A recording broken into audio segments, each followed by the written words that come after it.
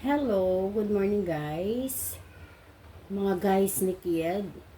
So ngayon magluluto tayo ulit ng lunch para sa lunch natin. Ang lulutuin natin ay bangosin pork. Gawin natin Bicol Express. Ayan siya, bangos. Then ayun yung pork. Ayan. Gaya ipiprepare natin. Before natin iprito mga to, lagyan muna natin ng coat natin sa cornstarch. Diba? I know. Mali. Lalagyan ko muna pala ng konting asin tong bangus para malasa. Malasa na kahit konti. Yan. Para mamaya, na lang natin. Tingnan na lang natin kung ano. Kamayin ko na lang ha. O, sinis kamay ako eh. Kaysa naman kami lang naman kakain. Tsaka malinis naman kamay ko. Ayan, lalagyan natin siya. Coat natin siya sa cornstarch bago iprito. Pati bangos, coat natin sa cornstarch. Para pag niluto natin mamaya hindi siya madurog. So, ganyan lang hanggang sa matapos ang pagkukoat natin ito. Then, prepare natin yung mga panghalo syempre. And baka magprito pa rin ako ng saging. Kasi gusto nila yung saging. Ayan, ganyan. Okay, mamaya ipapakita ko sa inyo pag okay na. Ayan, na-prepare ko na. Coated na siya ng cornstarch. Tapos, eto na rin yung mga ricado niya. So, mag-start na tayo magprito. Ayan, mag-start na tayo magprito. Hindi naman masyadong lutong-luto. Yung lang. Basta mag-brown lang siya ng onte. Para maganda siyang tingnan mamaya pag niluto. So, unahin natin ang pork.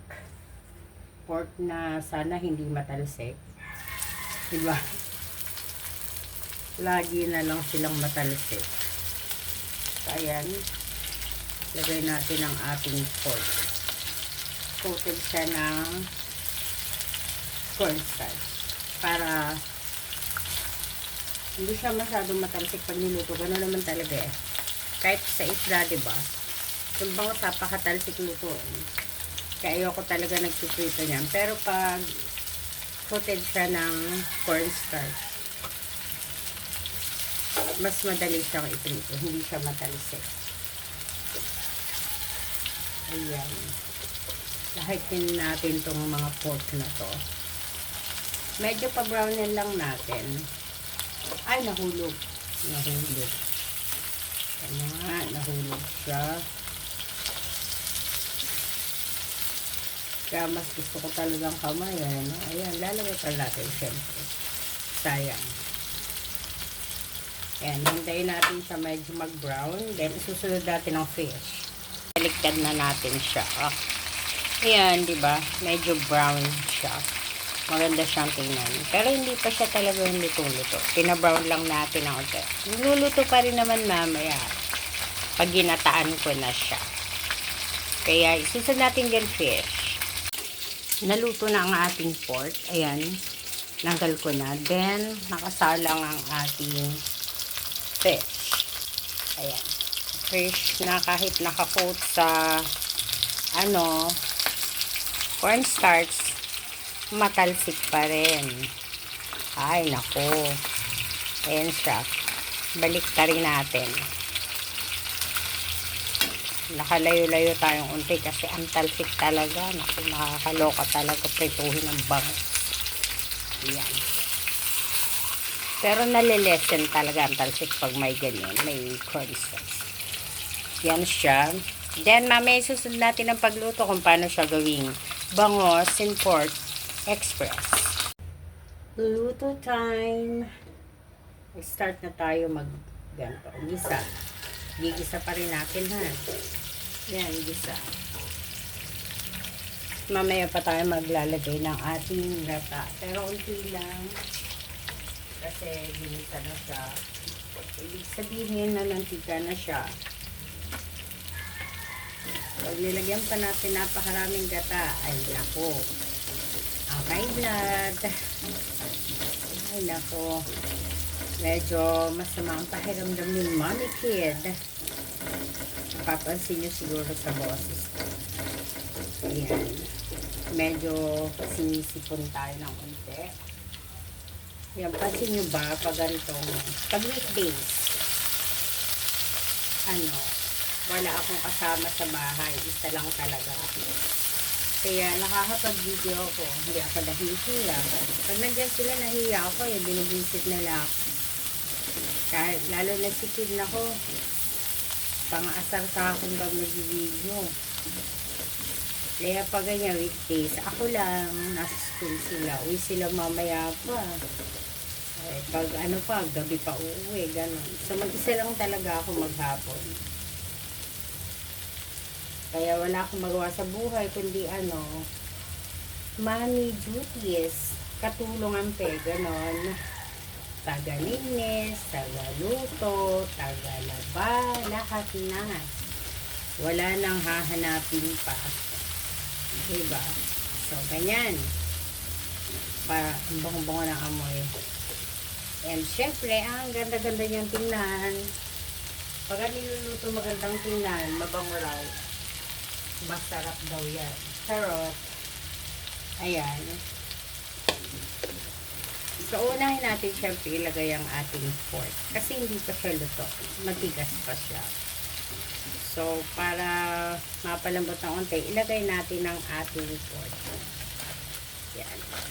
Ang ating fish, mamaya, napakadali naman lutuin natin. So, pag nilagay natin, baka madurog ang bangos. Diba? Sabi mo yung bangos. Napaka-tinik daw. Kaya ang gagawin natin, lalagay ko rito, walang galunggong na naman. Kung nabuhay na kami sa galunggong, kasi lang talaga gusto na galunggong, tilapia, panganay ko pampano. Yun. Saka tuna, hindi natin mahira ang tuna at pampano lagi, pakamahal kaya. Pakamahal ng isda ngayon. So, magtiis-tiis muna tayo sa bangos. Ayan, palalambutin natin. Then, mamaya lalagyan natin siya ng fish. Ayan, medyo naluto na ang ating pork. Diba? Ang ganda na niya. So, ngayon, lalagay natin ang ating fish. Lagay natin ang fish. Sinama-sama, Ganun din naman yun. Hindi naman siya matudurog. So, ayan ang ating fish. Tapos, ilalagay natin ang ating gata. Gagataan na natin siya. Ayan siya. Pero feeling ko hindi masyadong marami talaga dati. Tapos, lagyan natin ng tubig. Para sa ating konting sabaw. Pangit naman siguro ito walang sabaw ng konti. Then, maglagay na tayo ng paminta. Wala pa akong paminta kanina nilagay. Wala pa rin peche. Ang iba, diba sabi, bawal ang peche. Pero pag konti lang naman, okay naman Kesa, hindi talaga ako gumagamit ng magic sarap. Mas gusto ko talaga yung leche. So, kanya-kanya lang tayong gusto. Ganon. Ganon yan. Tapos, lagyan natin ang ating sili. Kunti lang, kasi hindi nila makain pag maanghang. Yung mga anak ko hindi masyado sa maanghang. Ako lang ang mahilig doon. So, ganyan lang dapat yung sili natin. Pag gusto, maglagay na lang mamaya sila. Kukuha ka na lang sili labuyo. Limuha ka ng sausawan mo. Ganun lang yun. So, syempre, hindi yan maalat. Lagyan natin ng asin. Tayo magtimpla na. Diba? At konting pakulo na lang. Luto na yan. Okay? So, ganyan lang. Pero feeling ko masarap siya. Siyempre, luto ko yan. Lang sabihin kong hindi, no? Ayan. Konti na lang. Then mamaya, pwede na tayong mag-lunch. Pakita ko sa inyo mamaya pag luto na.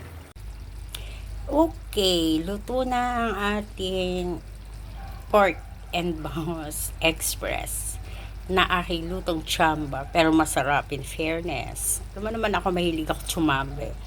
Ayan na siya, luto na siya. Pwede na tayo mag-lunch. Thank you again sa panonood ninyo. Thank you sa support kay Kid. Salamat.